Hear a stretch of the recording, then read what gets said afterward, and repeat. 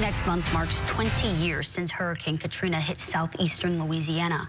This weekend, National Geographic launches a 5-part series exploring how an LSU researcher predicted the devastation well before it occurred. News 2's Joe Collins has more. In order to prevent something, you got to understand why it happened in the first place. While other hurricanes have killed more people, Katrina is noted for how it nearly wiped a major American city from the map. As Hurricane Katrina was approaching, we knew this was going to be a catastrophe. Hot Gulf waters fueled Katrina, pumping its winds up to 175 miles per hour while it was still offshore. By the time the storm arrived in New Orleans on August 29, 2005, its winds were down to 125, but its waters were poised to pour over barriers designed decades earlier. The number one lesson was that we couldn't trust the U.S. Army Corps of Engineers to design and build levees that were going to hold up during a hurricane. The second thing was we realized that the federal government, which had promised to be there, didn't turn up. And so this documentary very vividly shows, you know, the plight of the people. And I mean, it's very, very, very moving.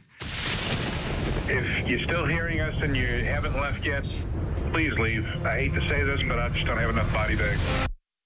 Across 5 episodes released Sunday and Monday, the National Geographic series previews the storm not only from its formation, but also from Van Heerden, who predicted it while he was on the LSU faculty. If you, for example, took Hurricane Katrina and ran it in a computer model in 1900, okay, compared to when it happened in 2005. So in 1900, there would have been more wetlands, the ocean would have been cooler, and the storms are a little smaller because there was less heat energy.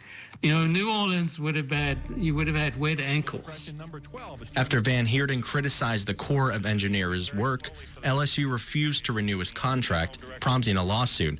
An activist group said in 2013 that after others made findings similar to Van Heerden's, LSU and the researchers settled their differences for $435,000. You know, we've been warning about this since 1992. You know, we warned about Katrina. So you know, it's if you ignore the science, you ignore it at your folly. That was Joe Collins reporting. 3 episodes of National Geographic's Hurricane Katrina Race Against Time were released tonight, and 2 come out tomorrow. They're also streaming on Hulu and Disney+.